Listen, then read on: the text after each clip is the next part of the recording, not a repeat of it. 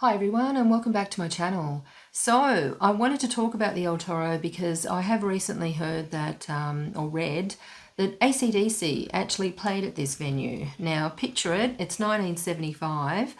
High Voltage was actually released in February of that year, and at this point the band was actually playing quite frequently all over Australia really, and 2 or 3 gigs a day sometimes.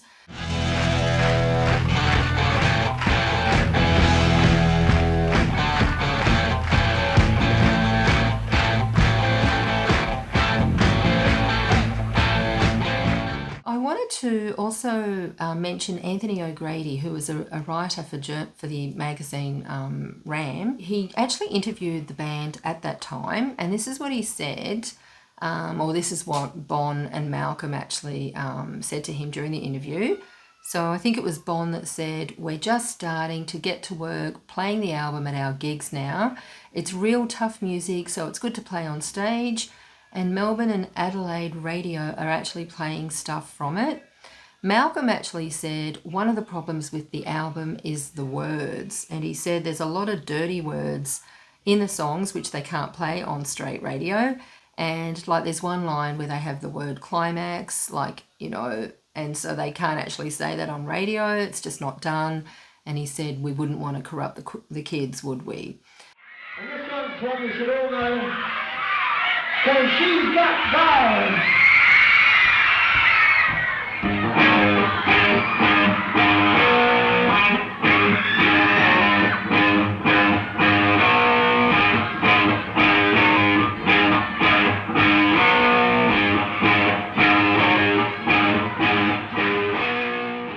So from what I know, they did play at the El Toro 4 or 5 times, and I think the first one in 74 was when Dave Evans was actually singing. Then in 75, in January, I think Bon Scott was actually on vocals. As well, it was actually the venue where Phil Rudd made his first live appearance as their new drummer. I should also mention that George Young, the brother of the Youngs, who from the legendary Easy Beats, did actually fill in on bass during those early days because there was a frequent sort of lineup. I did visit the El Toro recently, and it is still there. It looks like a general run-of-the-mill pub. It has the same number of motel rooms, the same kind of bars and eateries. If anything, I guess it's just been renovated like all the other pubs in New South Wales. But instead of the sounds of boogie and rock and roll, it actually now hosts Latin nights as well as like the Taco Tuesdays and that kind of thing.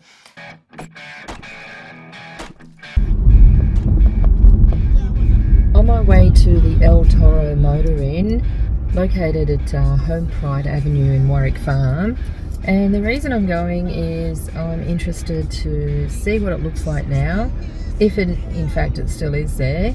And one of the highlights is just knowing that ACDC played a gig there. It was January 1975, and I haven't been able to find much else about it except that they played there. I'll try to find some pictures, and also I'll try to find some other bands that may have played there. So this was mid-70s. I guess, that was kind of the start of the pub rock era in Australia, so don't really hear much about the El Toro. I've already done a vlog on Sweethearts, located at Cabramatta, and this isn't very far from Cabramatta. In fact, I think I've just passed Cabramatta. So I'm now on the Hume Highway and looking to find the El Toro Motor Inn.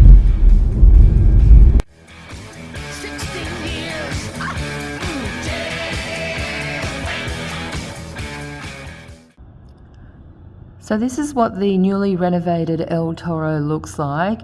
I'm a little bit early, so I haven't been able to go inside, but you can probably see from here. It's your standard sort of newish bistro that seems to be, common around Sydney. Out here is a courtyard. I spoke to the lady at the motel, because it does have a motel attached to this club. And she seems to think that when the bands played, they played here. Again, not 100% sure However, she's been here 22 years and she didn't really even know that ACDC played at the El Toro here at Liverpool. And the lady did say that it's only recently been renovated. So she said if I'd come here 6 months earlier, I would have seen it as it was in the 70s. So this is the El Toro Motor Inn. It's a bistro pub that has a motel attached to it. I'd say the guys from the band would have stayed in the motel. ACDC played here amongst other bands. So I just wanted to document it and show everybody what it looks like now. It's only early in the morning, so I haven't been able to go inside. But there's the sign, El Toro Hotel. There's a sports bar, bistro, beer garden, function room. And that's what it looks like from the outside. Hush were also a band that played at the venue where they were a Sydney band, and they actually enjoyed a really solid recording career from about 1972 till about 77. I think their biggest successes were the hit singles Boney Maroney and the cover of Glad All Over. Now, I must say I have watched a lot of YouTube videos, and that Glad All Over in particular, wow, they just look like they're having so much fun. I just really enjoy it.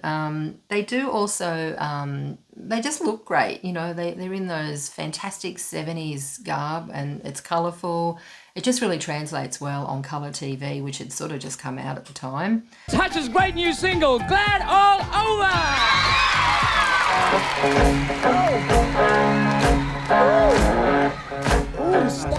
Form a real good rock and roll band and get dressed up, you know, connect with the audience, and I really believe Hush pioneered that in Australia. You know, we pushed that, and I guess we happened at the right time and place. Yeah.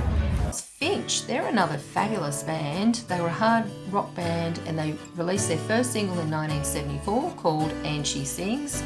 They actually supported a national tour by the band Supernaut. Now, in March 1977, Bob Spencer actually left the band and, he replaced Red Simons on Skyhooks. They also supported legendary bands such as Status Quo.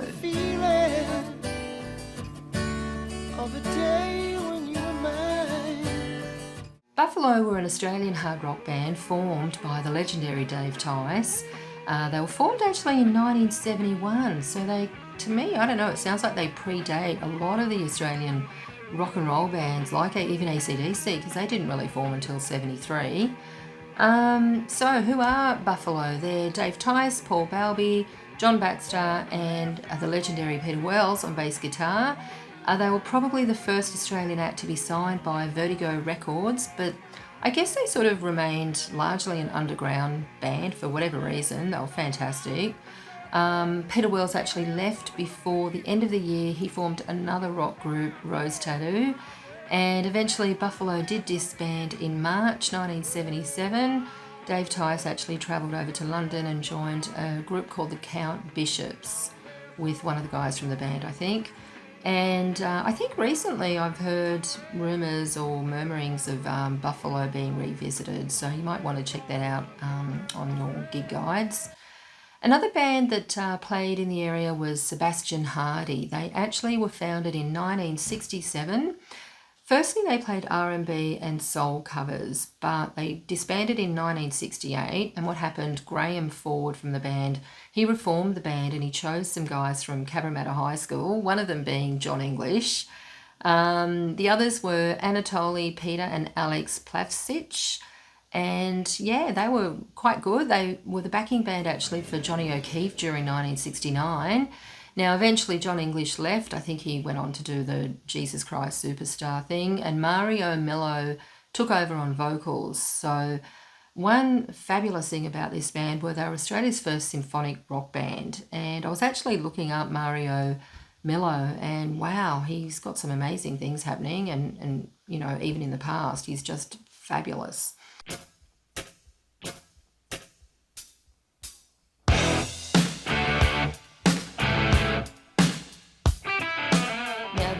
memories of people that frequented the El Toro, there is a lady called Kim who often frequented the El Toro, but she does recall the infamous ACDC gig. She even remembers that it was a Thursday night.